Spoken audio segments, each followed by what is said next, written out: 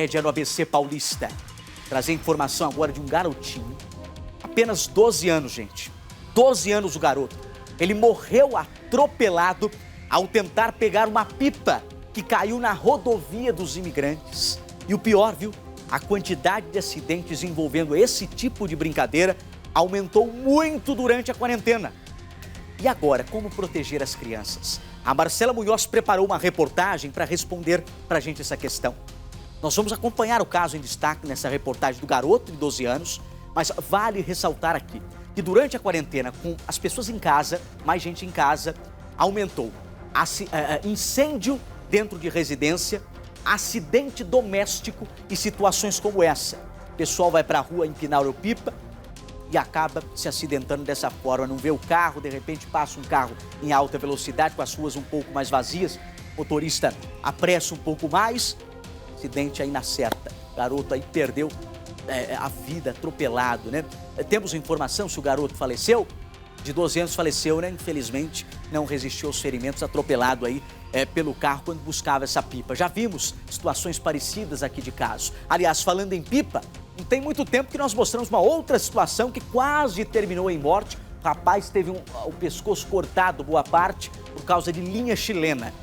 Então, essa questão da quarentena está o comportamento como se fosse comportamento de férias. Criança em casa, pai nem sempre consegue segurar dentro de casa, criança vai para a rua ali, tem que ficar de olho mesmo, porque realmente pode provocar acidente. Nós vamos acompanhar agora um pouco e trazer uma solução para você, quem sabe através dessa reportagem da Marcela Munhoz. Vamos ver.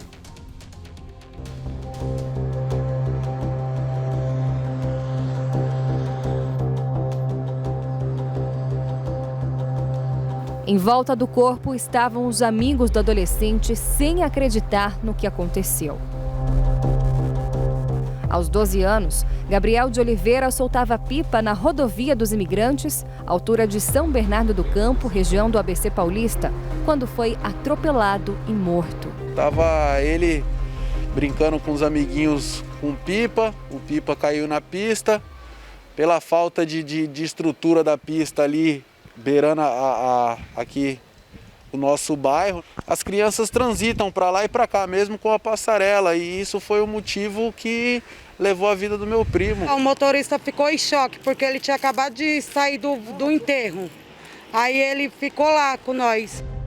Ainda transtornada pela perda do filho, a mãe do adolescente reclama da falta de segurança no bairro, principalmente no local onde os moradores costumam soltar pipa.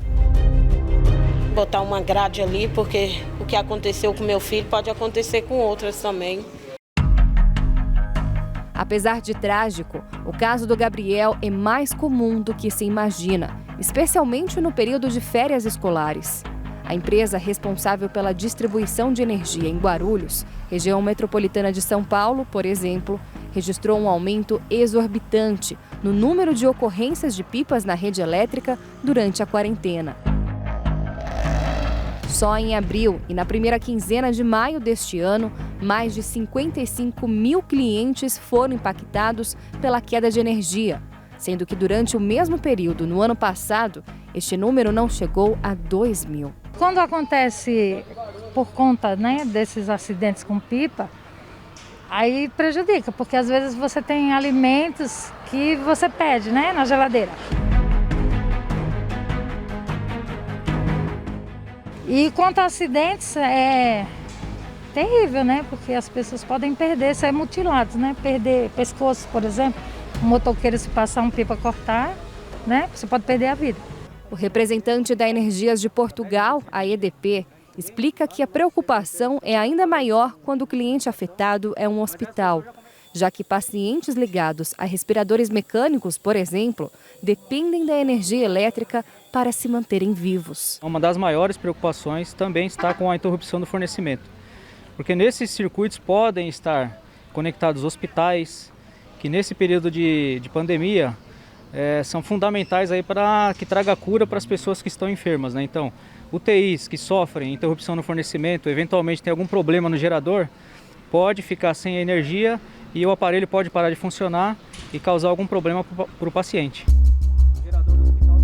Além disso, ele explica que uma linha enroscada em fios de alta tensão com ou sem cerol, pode mutilar membros e até matar alguém eletrocutado. A ocorrência com a pipa acontece de duas formas. A primeira é quando a pipa cai na rede e a pessoa tenta resgatar a pipa com uma linha de cerol. E aí vai fazendo um movimento que desgasta a fiação e faz o cabo romper e o cabo cai no chão, podendo cair até energizado, causar acidente para alguma pessoa que está passando ali perto.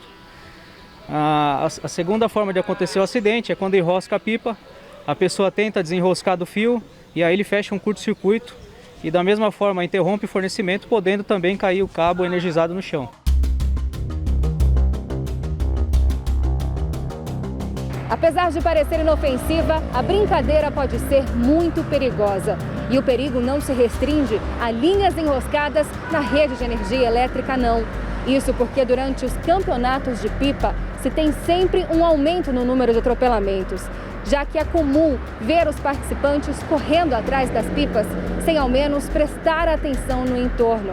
Por fim, e não menos perigoso, ainda existe o risco do uso indevido de produtos cortantes nas linhas, que expõe principalmente a vida de motociclistas, que em segundos podem ser degolados.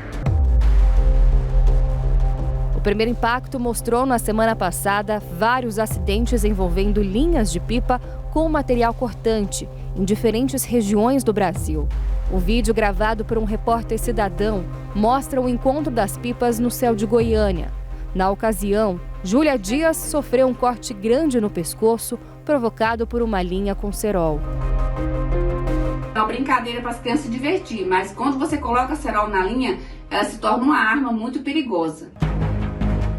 Em uma comunidade em Bertioga, no litoral paulista, cerca de 200 pessoas se reuniram em um torneio de pipas sem o uso dos equipamentos de proteção contra o coronavírus.